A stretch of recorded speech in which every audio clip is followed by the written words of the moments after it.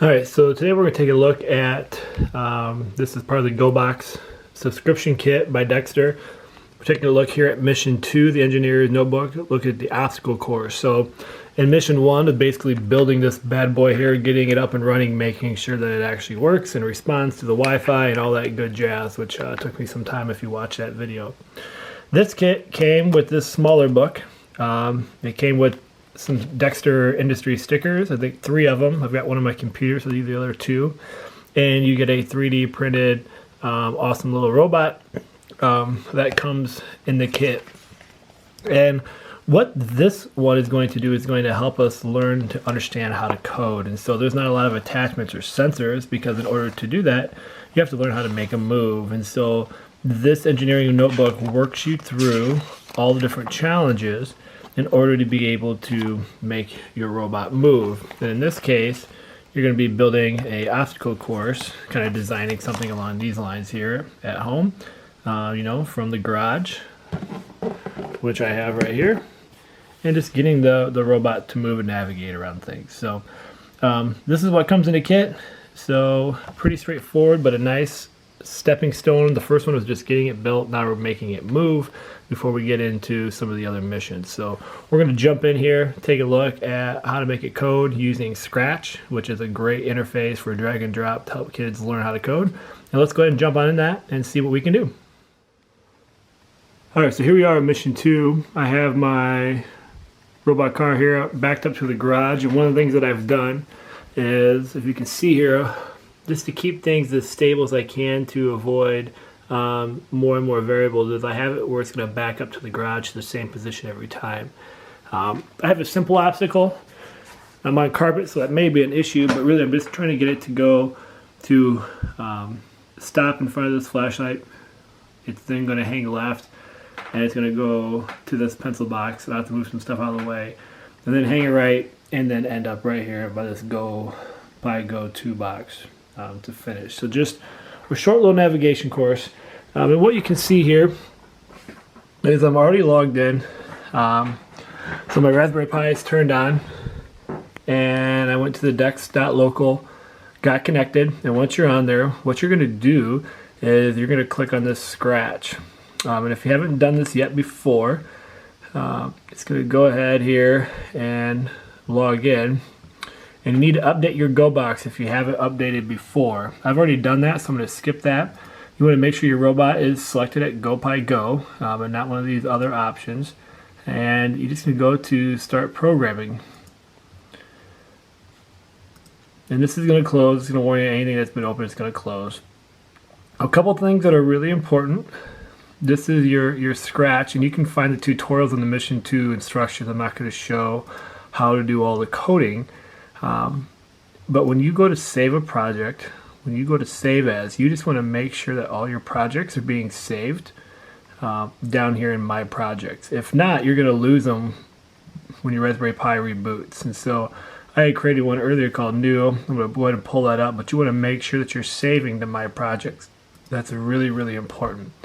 So I'm going to go ahead and go to Open just because I have one already created. I'm going to keep playing around with that. But really what you're going to be doing, you're going to be spending the majority of your time with these controls right here. And so this is how you're going to communicate to your Raspberry Pi.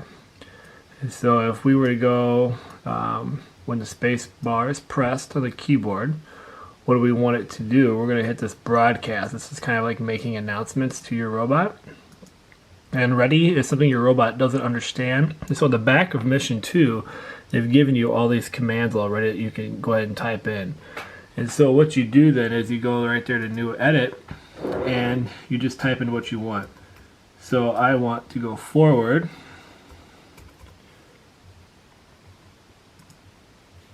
And I'm going to wait 2 seconds. I'm just guessing on how long it's going to take to get to that first barrier there. And then once we reach that, we want to stop. And as you can hear, I accidentally clicked it to start, so my robot is actually going. All right, so my command here is when the space bar is pressed, it's going to go forward for 2 seconds and then it's going to stop. So let's go ahead and test this out here. I'm going to go ahead and reset. So now when I go back right here, sorry for the movement, but I wanted you to be able to see it, and I click this green flag, that means the code is now running. And when I hit the space bar, you're going to see my robot move forward for 2 seconds, hopefully. So let's take a look. Alright, so not too shabby. It's actually pretty close. I can probably go a little bit further.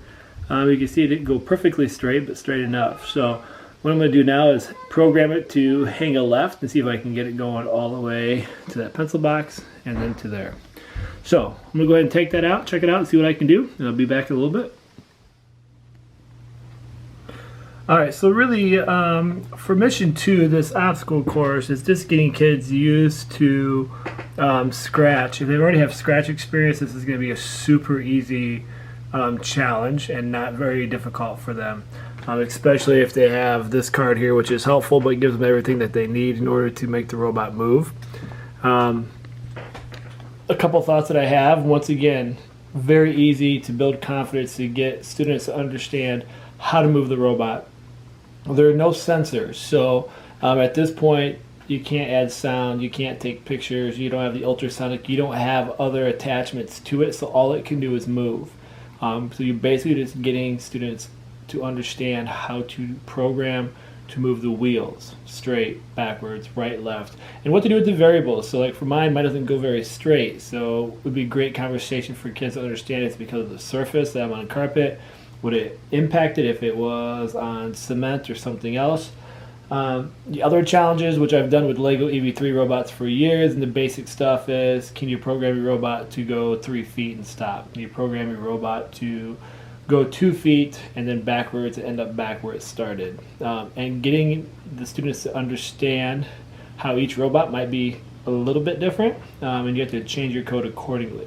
So we're using Scratch, which is very simple. It's a drag and drop interface. And so what I'm going to play around with next is obviously moving on to mission 3. I found this one very easy. It took me no more than 5 minutes to really have my robot go through the obstacle course. But that's because I've spent many years on Scratch, and we've used Scratch for other projects with Arduinos and things of that nature. So it's going to be depending on your background knowledge. So a good one, I understand why it's there. If you're brand new in teaching sequence with kids with zero knowledge, this is a must-have mission. If they have prior knowledge and they have some experience and are intermediate, you're done in one day, and you're going to have to be prepared for mission 3. So this is where the differentiation starts to come into play for you to figure that out, depending on your experience and the experience of your students. So there it is, the basics of Scratch and your Raspberry Pi robot car. Now we're going to move on to mission 3, which I believe is biomimicry. So that sounds interesting. We'll check it out next.